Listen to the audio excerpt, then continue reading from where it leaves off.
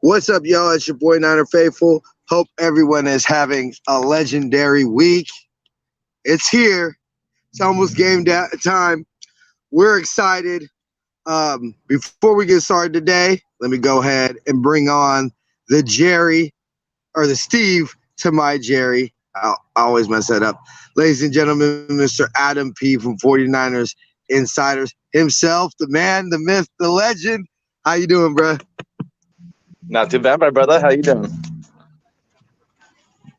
Legendary as always. So we're going to go ahead and get into a little Niners Patriots breakdown today. A very rare matchup. I know that the Niners release a kind of little, they call it the gold mine, and it gives you a bunch of little tidbits before, and it usually tells you about, the records between teams and stuff like that. So I'll have to look that up. They usually put it out like Saturday. But this is what last time I remember us going to New England was in 2012. Yeah, the year we went to the Super Bowl. Yeah. That's the last time that we went to New England. So tells you how rare that trip that is. Yeah, definitely so. That was the good old cap to Crabtree break a tackle special touchdown for the game winner.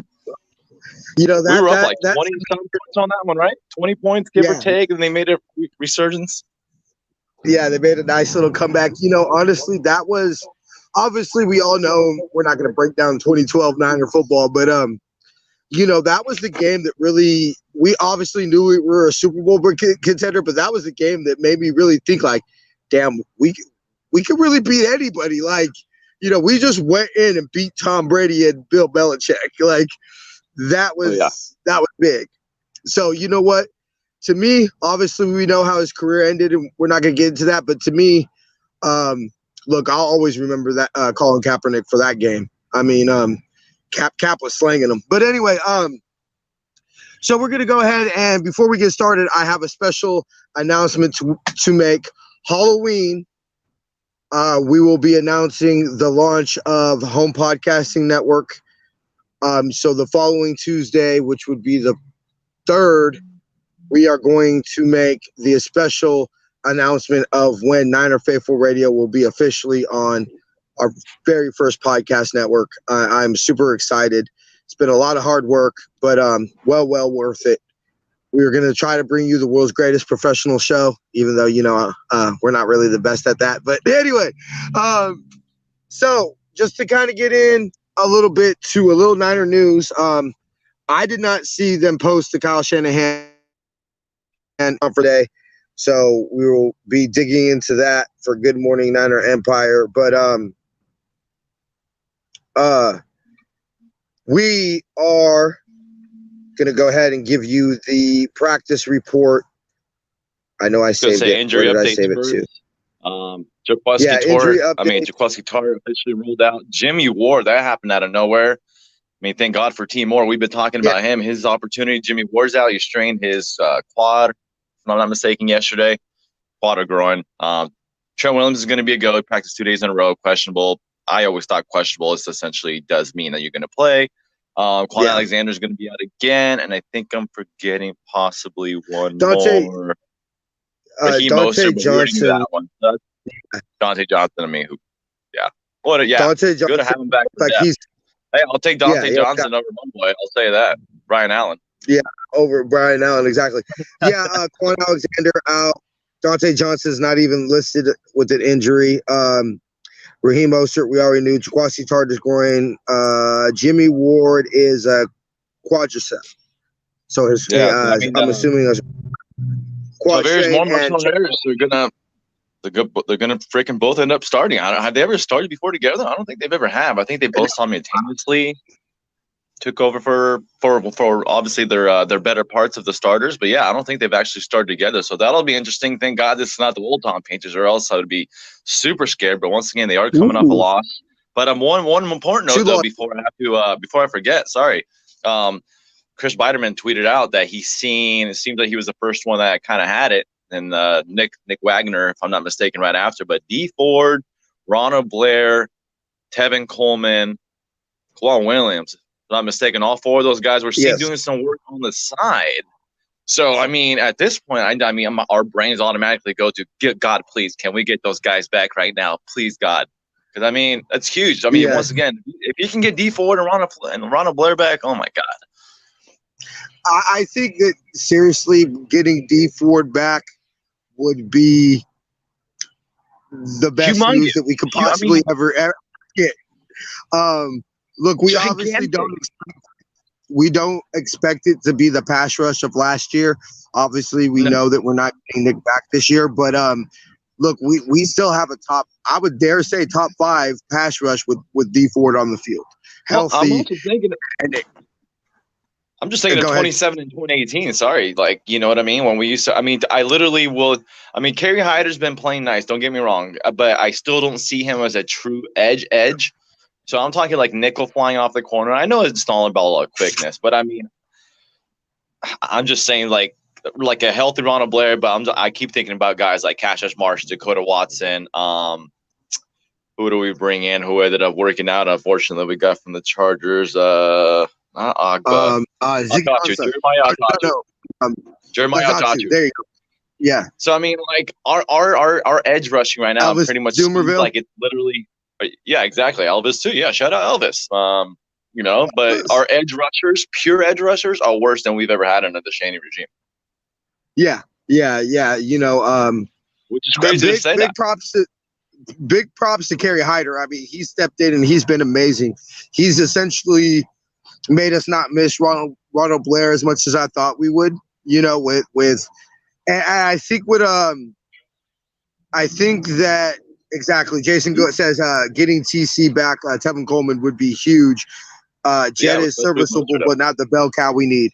Yeah, I think that getting Tevin Coleman, obviously we know his yards per carry are down and all that, but just having a reliable back that we know that can take the 20 carries a game that a bell cow will be huge.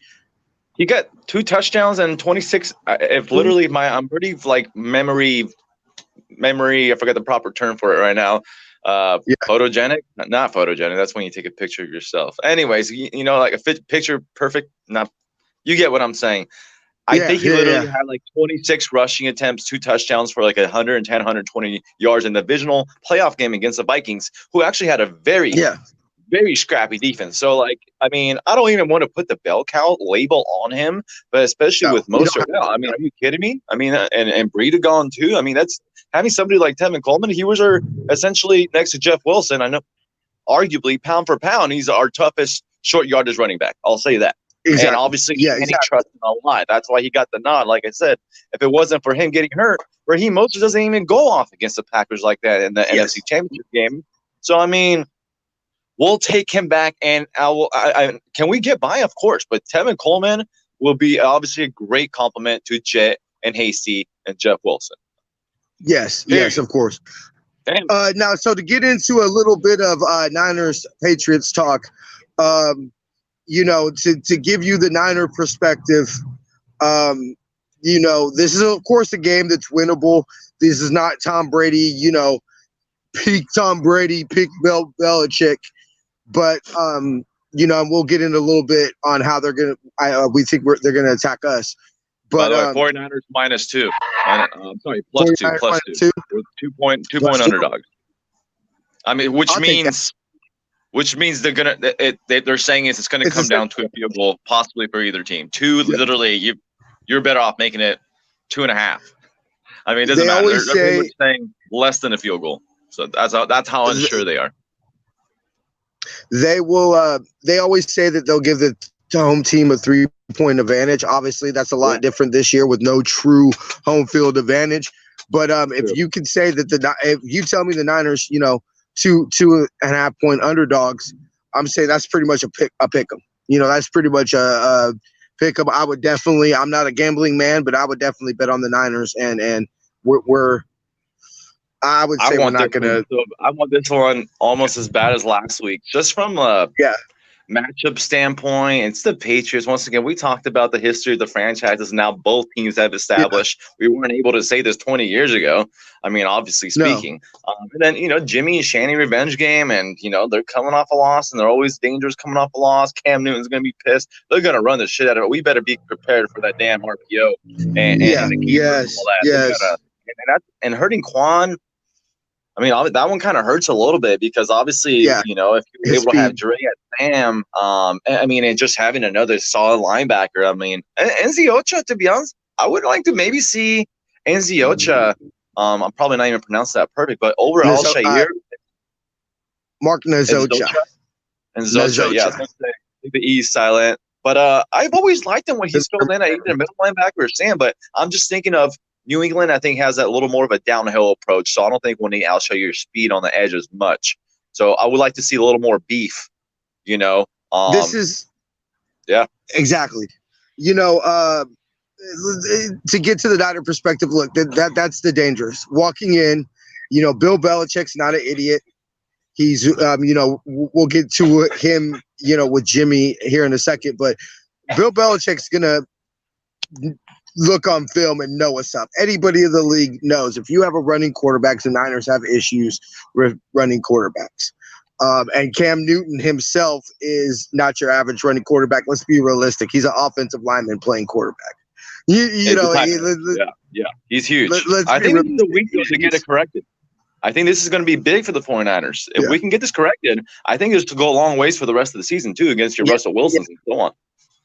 This is the type of game that, look, we're all excited that we beat the Yams, beat LA. Jimmy's 4-0 against the Yams, all that good stuff and everything like that. But with football being such a week-to-week league and, your emotions going from the high to the low, this would be, you don't want to lose the momentum. We talked on Tuesday's show, the review show, about the momentum that we believe the Red and Gold have created.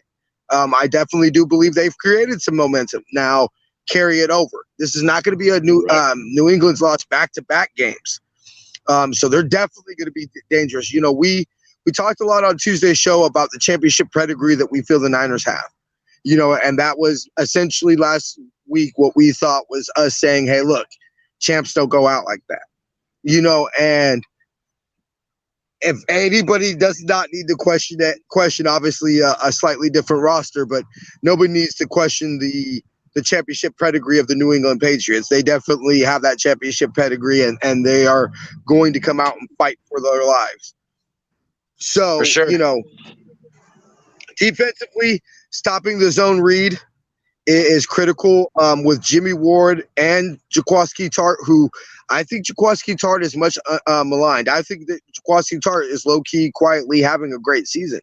And we've seen him make the plays, the type of, not necessarily big, huge plays, but we've seen him make little plays that add up to wins. We haven't seen him make the play like he did against DK Metcalf in week 9 last year, but we did see him make the quiet plays that when you add those up, they help equal a solid victory for the Red and Gold. Right. So defensively, I think that's the key. We need Marcel Harris and Tavarius Moore to step up. I'm excited to see the maturity and the growth that Tavarius Moore has had. We've been talking a lot about him. You and I both believe that Tavarius Moore is the future starting safety for the Niners once we're ready to go ahead and move on from Jimmy Ward. So this is his chance. Football is all about opportunity. Look at Raheem Mostert. You don't need to look far for obviously we know why he got the opportunity that he did. We touched on it earlier, but Raheem, look, if Raheem doesn't go off, it doesn't force Kyle Shanahan's hand, then Tevin Coleman's the starter on this team. Raheem Mostert is the starter on this team because, he did get his opportunity because of injury, but he took advantage of it. So, Marcel Harris, I need you to take advantage of this opportunity. Tavarius Moore, I need you to take advantage of this opportunity. And Azeez Al-Shaair, I need you to take advantage of this opportunity. Dre Greenlaw, we need you to take Dre Greenlaw is going to obviously be the Will, and Fred Warner will be the Mike. So Dre Greenlaw, everybody who listens to the show knows that Dre Greenlaw is my dude. I picked him to be my rookie of the year last year. So I'm excited. I think he is the future at Will once we're ready to move on from Quan, whenever that is. And so this is prove it on the field. Please, Dre, don't make me look like an idiot. Please. We can already celebrate. We can already celebrate the Greenlaw pick. You already know that. And like you said, when we're ready to move on for Quan, to be honest, we were ready to move on for Quan this past offseason, depending on the damn offer. And now it looks like we should have taken whatever the hell offer we should possibly did get. I think we probably did get a call, but it was probably too late of a pick to make it. Once again, like I always like to say, that was not enough as far as, as a juice worth the squeeze type of deal. But yeah, obviously Dre Greenlaw, you can already celebrate that pick. And yeah, this is a huge opportunity to prove himself at Will again. And, you brought up Tavarius Moore's chance. This is Marcel Harris's chance too. I mean, if he balls out, I've always liked what he's flashed. I was very shocked when we cut him last year, like Jeff Wilson, when we cut the both of them. We got lucky enough to put them both on the practice squad. Now they're getting brought up, and Jonathan Sirby is going to get called up. I God forbid a damn injury to one of our safeties.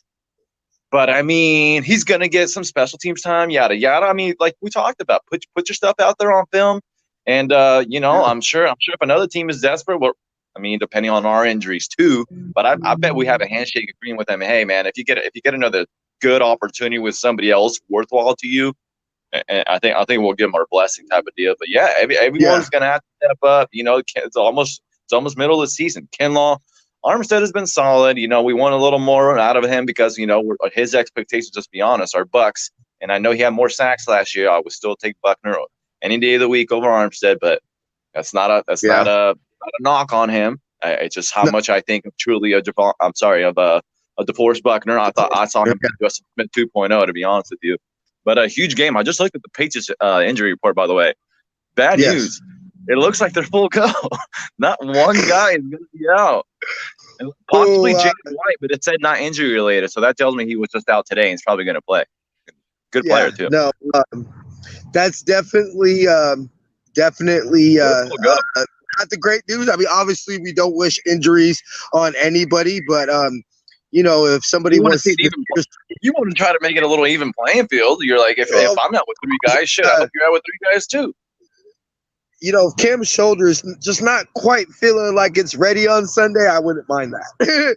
If Cam seriously just wakes up with a sore shoulder on Sunday and can't go, have to get after him though. Are you kidding me? If you let Cam Newton be comfortable, I mean, and I don't know how much they're gonna run him because honestly, we got the beef to be able to contain him, but I just like I said, it's a crazy, intriguing matchup. They're 2-3, we're 3-3.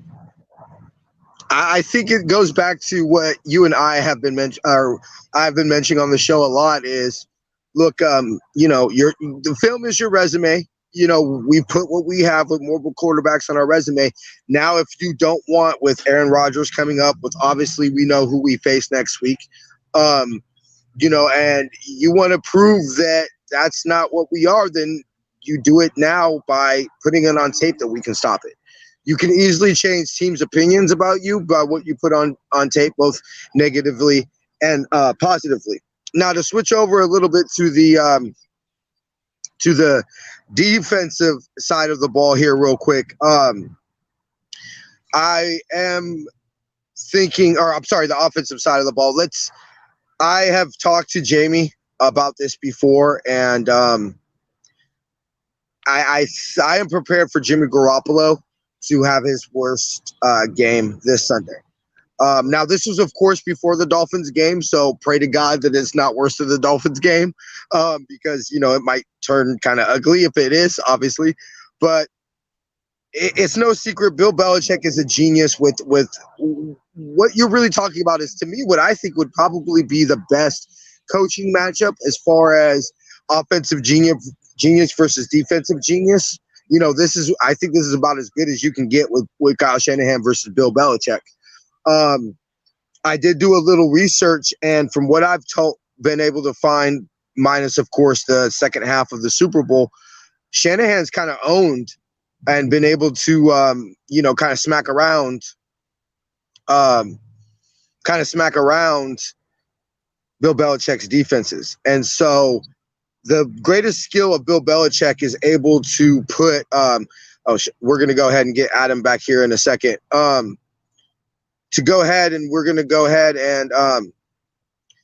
Belichick is famous for making people play left-handed. And so with him knowing Jimmy Garoppolo probably better than anybody else in the league, we got you back. Sorry about that. Jeez, freaking no Wi-Fi. Freaking Wi-Fi. Bill Belichick is going to make Jimmy Garoppolo play left-handed. Let's be realistic. We all know that Jimmy, majority of his passing attempts were at or behind the line of scrimmage last week. So what is Bill Belichick going to do? He's going to play everybody at the sticks and force Jimmy Garoppolo to go down deep. And he's going to make nobody knows Jimmy Garoppolo's weaknesses. He's going to take away Kittle. You take away Kittle. Yes. Kittle is not going to have first and foremost. Yeah, he's going to Gilmore. Go ahead. I'm sorry. Yeah. He's basically going to tell George Kittle, George Kittle will make his plays just because Kyle Shanahan will get him open, but I do not expect a huge game for him. He's basically going to try to make George Kittle be a blocker, which is still plays into the Niners' hands, I believe, a little bit, because we all know that George Kittle is probably the best blocking tight end in the league.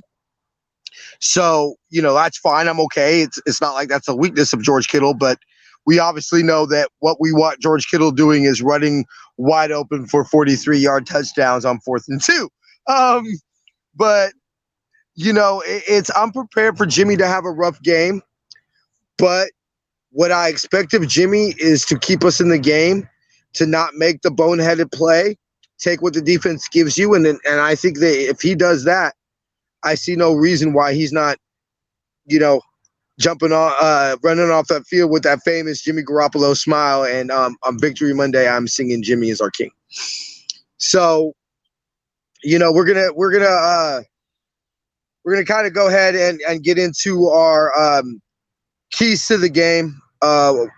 My first key of the game is to grow. I was trying to think of the right way to mature. This is a game that we're going to be forced to play left-handed. I need everybody to reach inside. I need everybody to grow up a little bit, and I need people to not play within themselves. I know that obviously everybody on the team knows the Patriots. Everybody, it's probably the same effect that everybody had when they walked into Kansas back in the day. We're playing the New England Patriots. Don't let that get in our heads. Focus on the game, play within yourselves, and realize, what? They are a good team. But we're a good team too. As Eric Davis would say, everybody talking about the gauntlet. Well, the Niners are the gauntlet. We got to play our next, 5 games are all against playoff teams, all that. But, they got to play us too. Last time I checked, we're still the NFC defending champions. And so, what? They got to play us too. Second key of the game is do it for Jimmy. I think it's very clear nobody in that locker room questions Jimmy Garoppolo's leadership. Jimmy Garoppolo is universally loved by every single one of his teammates. Everybody's talked about how the team just gets a different type of confidence when number 10's under center. And of course, Jimmy downplayed it this week, and it's just another week. Man, we all know what's up. We all know Jimmy wants to go in there and beat New England. Jimmy wants to go in there. This is a Shanny revenge game as well. Yeah. And Jimmy wants to go in there and say, hey, look, you traded the wrong quarterback. And let's look, put a gun to Bill Belichick's head. Of course, he wanted to keep Jimmy Garoppolo. Yeah, I think it's more so like your dad, like you've moved on, and it's like you want to play really well against your dad, kind of a thing. He's not really his daddy. Yeah. You get one kind of you want to look really good. You left on good terms with your ex-boss, and now you're playing your ex-boss essentially, and you want to play really well against your ex-boss. And Yeah, it's not a hate thing, but that definitely fuels you. Well, of course, and you don't think Billy's gonna want to shut him down and say, "Hey, Jimmy, oh yeah, guess I got the best out of you this time, bud." But that's when Shanny comes involved, and it's his revenge game. Well, and we all know Jimmy goes as far as Shanny goes too, and the rest of of the team. course, Don't get of me wrong, course. but you know what I mean. And to get, we'll go ahead and take your no problem, baby. Hello, everybody. Say hi to the Mrs. Niner faithful. Hey, baby, how you doing? Looking so good over there with your sexy ass. Anyway, awkward. So, I totally agree to you. Let's put it this way. We know Kyle Shanahan has an ego. As we said last week, please cover the ears of the little kids. Kyle Shanahan started this gangsta shit. And so don't think that Kyle Shanahan wasn't damaged by especially the fourth quarter of the Super Bowl. Don't think that he's here to prove that, hey, look, that wasn't all on me. Players got to execute, blah, blah, blah, blah, blah. So definitely get started. Oh, before we forget, Kim is the missus is going to go ahead and put all the links in. Check out your Reds for Royalty, Gold for Glory t-shirts, your Raheem the Dream t-shirts, and your Revenge Tour 2020 t-shirts officially seen on the Travis King 49ers Faithful Part 2 video. I'm not gonna lie, that was pretty cool seeing yourself on a music video with the featured artist wearing your t-shirt. That was a pretty cool moment for your boy. Thank you so much for doing that, baby. You're the best. She is the goat, the greatest girlfriend of all time. But so yeah, I'm a little bit in trouble. So your boy's kissing a little ass. But anyway, so yeah, I definitely agree that this is do it for Jimmy. Basically do it for your quarterback. Do it do it for the empire. Do it to prove that, hey, we the faithful. Obviously, none of the players and nobody in the organization was here when we were, the Niners. But do it for the faithful. We hear a lot of crap from New England. How they have more rings than us, and Tom's really the GOAT, and all that. But do it for the faithful. Do it so we can say, hey, you know what? Y'all are clearly the 2000 dynasty, but let's not forget who started this dynasty. The Steelers, in the 70s, but let's not forget who the first was 5. Let's not forget who. Let's be realistic. Bill Belichick would be a liar if he didn't tell you that a lot of his coaching points came from Bill Walsh.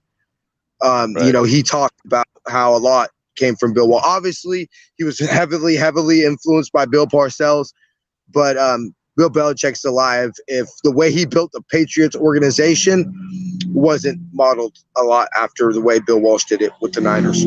Adam, your keys to victory? Well, I pulled up some good old stats just to be able to, have, I guess, a guide tour before I kind of get my main points, if you don't mind. So I looked up, so overall yards per game on offense, 5 games in, obviously keeping in mind 6, 7, 8. So they're 13th on offense in yards per game at 374.4. And then on defense, 1 second, please.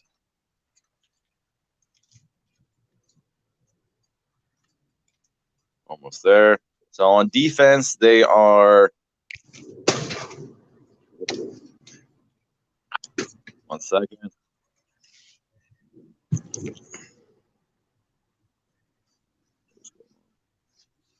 Yes, to get to your point about what you said defensively while you looked that up.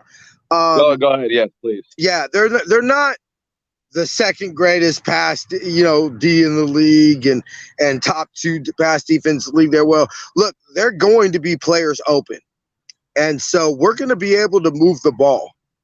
It's all about New England's red zone defense, which I believe is a top 10 red zone defense, if I'm not mistaken. I thought I saw that somewhere, but we definitely are able to move the ball. So this is not going to be, oh my God, how are we going to move the ball? And they're just going to shut us down. I mean, it's not like they got Teddy Bruschi out there.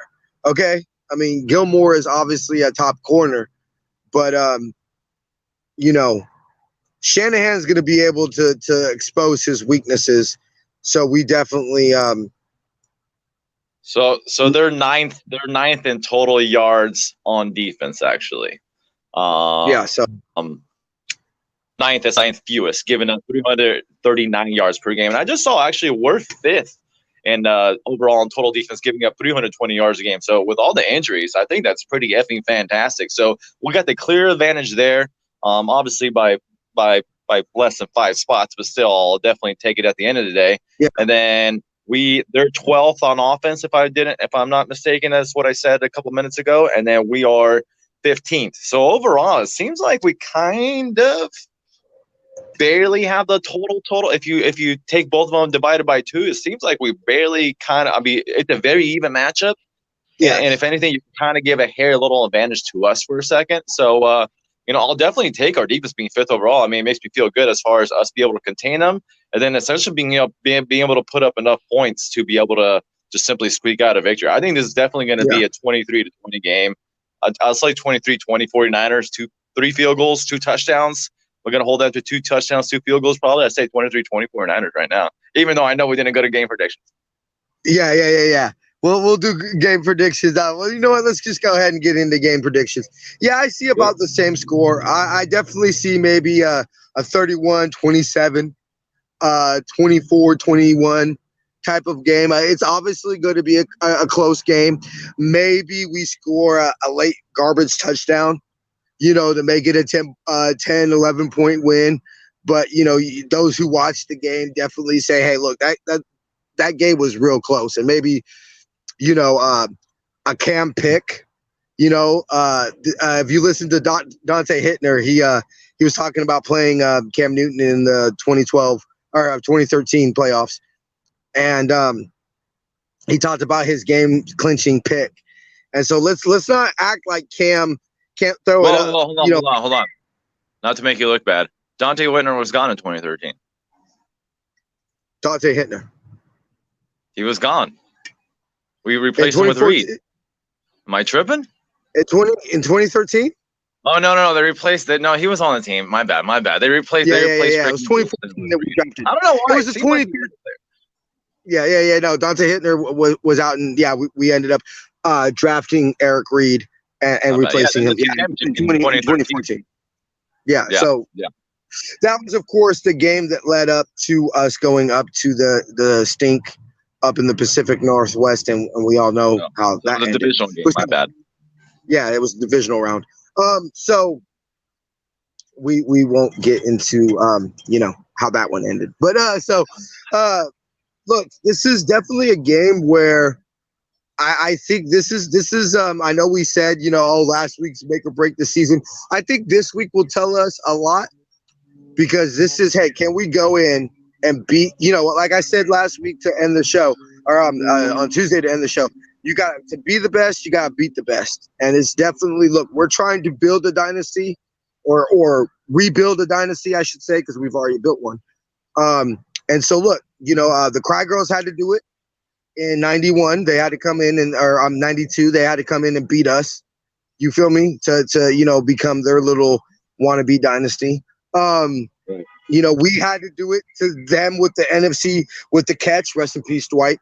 So it's famous. I'm pretty sure that, the Cry Girls had to do it to the Steelers. You gotta to be the best, you gotta beat the best. And this is definitely, I think, a good measuring stick on what was last week a fluke and a bad matchup with I think, inflated Yams team that feasted on a weak division. Or is this really the start of something that we can make a little bit of a special? Only time will tell. But we're going to go ahead and make it a shorter episode this week. We don't want to run out of mobile hotspot. But look at my baby. My baby has the faith. That's why she's Mrs. Niner Faithful Radio. Of course, we're going to get that dub, baby. You know what I'm saying? Come on. Anything's possible. We're realistic on this show, but I like to take the view of, there's a way we can win every game. Will we win every game? Of course not. We haven't. We've lost already this season, but that doesn't mean that we can't win every game. There's a way we can win every game. Final thoughts, Adam? I'm just thirsty for a good old back-to-back, my friend. Obviously, we beat the New York Kings back-to-back, and, I think it'll be a huge way to get the roll on, and, as we once again await on reinforcements to come in. So that's it.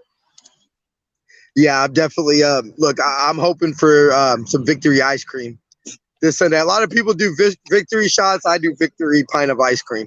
So definitely, before we get out of here, of course, we would like to remind everybody to get your Revenge Tour 2020 t-shirts, especially with the dub. We all know how that would be.